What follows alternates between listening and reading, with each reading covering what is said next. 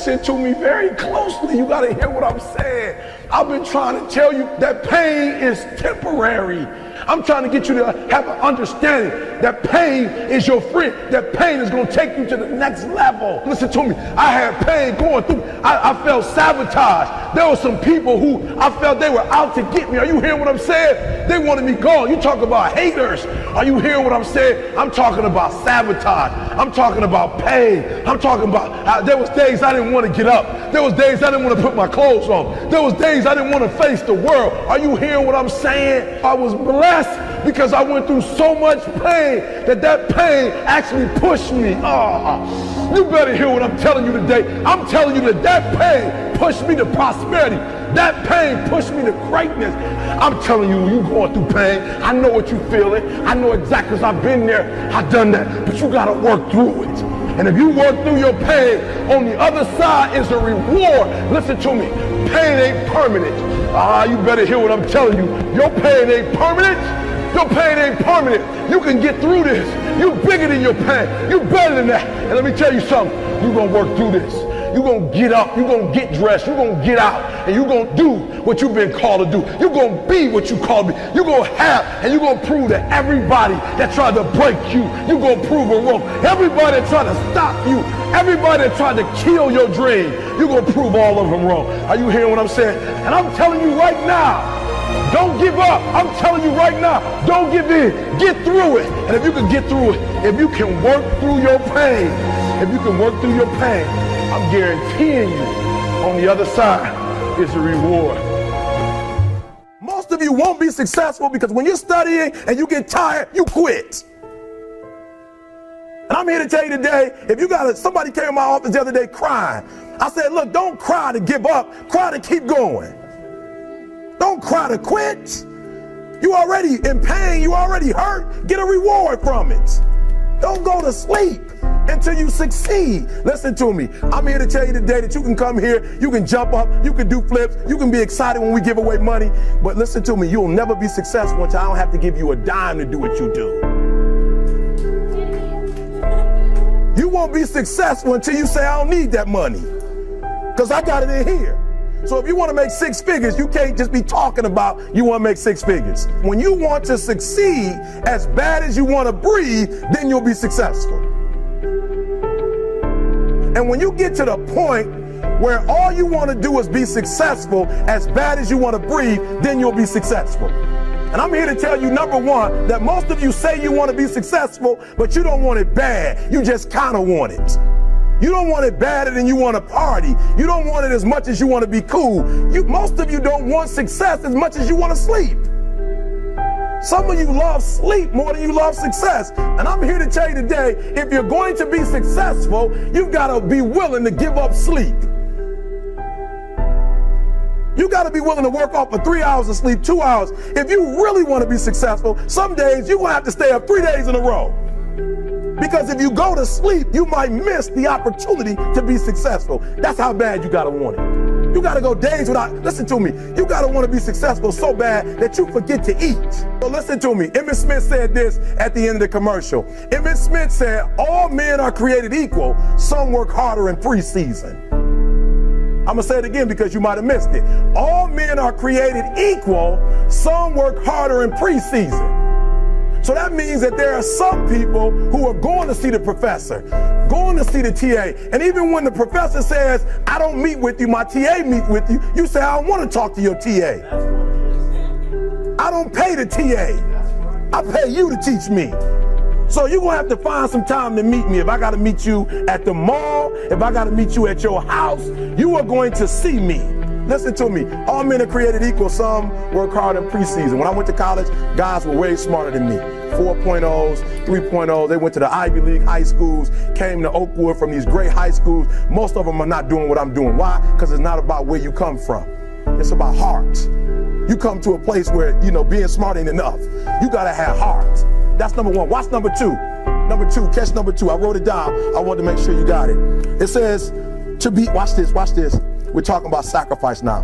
The important thing is this. You're writing while I'm saying it, because I only have about 3 more minutes. Listen to me. The most important thing is this. To be able at any moment to sacrifice what you are for what you will become. That's the number 2 thing. You got to catch that one. To be able to, listen to me, at any moment.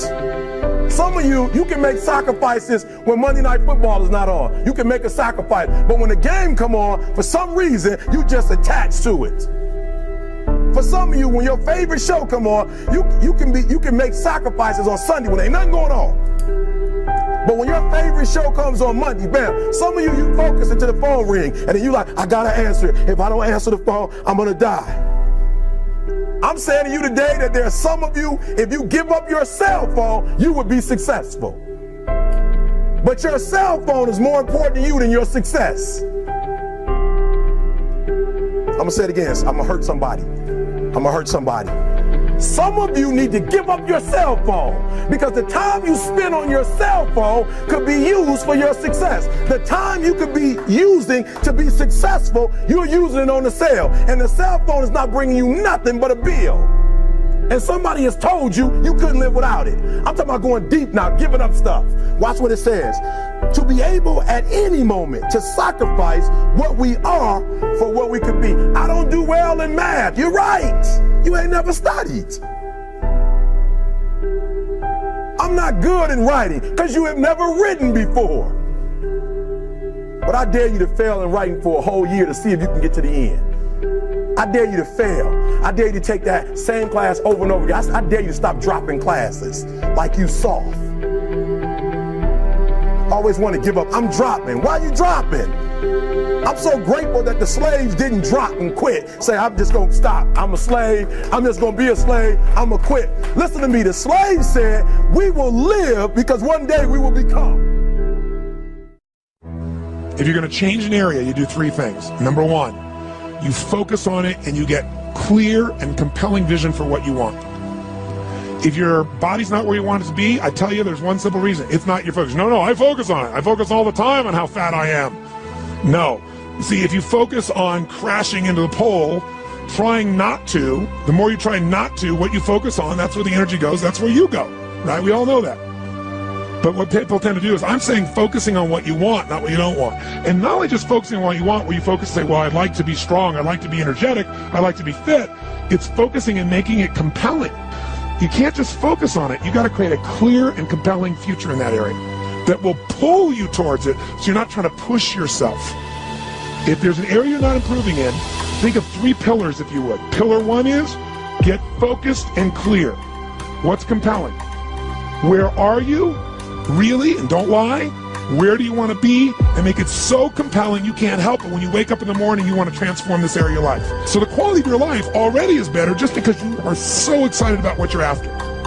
When you do that with your body or your emotions or your finances or time or any other area, and you start focusing and you're clear, you're going to have energy. You're going to have drive. You're going to start to do something.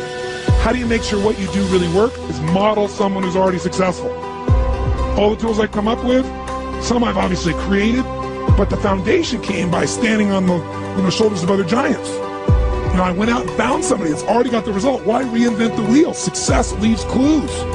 Find the best, figure out what they're doing, do that. Alter it, find your view of it, but start with what already is working rather than starting from scratch and trial and error. So emotion is it. If we get the right emotion, we can get ourselves to do anything. We can get through it. If you're creative enough, playful enough, fun enough, can you get through to anybody, yes or no?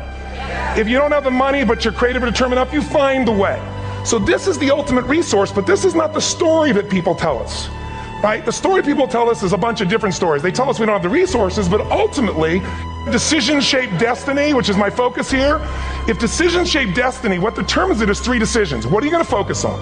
Right now, you have to decide what you're going to focus on. In this second, consciously or unconsciously, the minute you decide to focus on something, you got to give it a meaning. And whatever that meaning is produces emotion. Is this the end or the beginning? Is God punishing me or rewarding me, or is this the roll of the dice? An emotion then creates what we're going to do, or the action. So think about your own life, the decisions that have shaped your destiny. And that sounds really heavy, but in the last 5 or 10 years, 15 years, haven't there been some decisions you've made that if you made a different decision, your life would be completely different? So the bottom line is, maybe it was where to go to work and you met the love of your life there. Maybe it was a career decision. I know the Google geniuses I saw here. I mean, I understand that their decision was to sell their technology at first. What if they made that decision versus to build their own culture? How would the world be different? How would their lives be different? Their impact. The history of our world is these decisions. When a woman stands up and says, no, I won't go to the back of the bus, she didn't just affect her life. That decision shaped our culture. Or someone standing in front of a tank. Psychological strength. That's the difference in human beings that I've seen of the 3 million I've been around. Because that's about my lab. I've had 3 million people from 80 different countries that I've had a chance to interact with over the last 29 years. And after a while, patterns become obvious. You see that South America and Africa maybe connect in a certain way, right? Other people say, oh, that sounds ridiculous. It's simple. So, what shapes you? 2 invisible forces, very quickly. 1, state. We all have had times. Have you had a time you did something and after you did it, you thought to yourself, I can't believe I said that. I can't believe I did that. It was so stupid. It wasn't your ability, it was your state. Your model of the world is what shapes you long term. Your model of the world is the filter. That's what's shaping us. That's what makes people make decisions. When we want to influence somebody, we gotta know what already influences them. And it's made up of 3 parts, I believe. First, what's your target? What are you after? Which I believe, it's not your desires. You can get your desires to goals. How many of you ever got a goal or desire and thought, is this all there is? How many been there? Say aye. So it's needs we have. I believe there are 6 human needs. Second, once you know what the target that's driving you is, and then you uncover it for the truth, you don't form it, you uncover it. Then you find out what's your map. What's the belief systems that are telling you how to get those needs? Some people think the way to get those needs is destroy the world. Some people is to build something, create something, love someone. And then there's the fuel you pick. So very quickly, 6 needs. Let me tell you what they are. First one, certainty. Now these are not goals or desires, these are universal. Everyone needs certainty that they can avoid pain and at least be comfortable. Now how do you get it? Control everybody, develop a skill, give up, smoke a cigarette. Well, we go for certainty differently. If we get total certainty, we get what? What do you feel if you're certain? You know what's gonna happen, when it's gonna happen, how it's gonna happen, what would you feel? Bored out of your mind. So God, in her infinite wisdom, gave us a second human need, which is uncertainty. We need variety. Third human need, critical, significance. We all need to feel important, special, unique. You can get it by making more money. You can do it by being more spiritual. You can do it by getting yourself in a situation where you put more tattoos and earrings in places humans don't want to know. Whatever it takes. The fastest way to do this, if you have no background, no culture, and no belief in resources or resourcefulness, is violence. If I put a gun to your head and I live in the hood, instantly I'm significant. 0 to 10, how high? 10. How certain am I you're going to respond to me? 10. Here's what we really need. Connection and love, 4th need. We all want it. Most people settle for connection because love's too scary. Now these first 4 needs, every human finds a way to meet.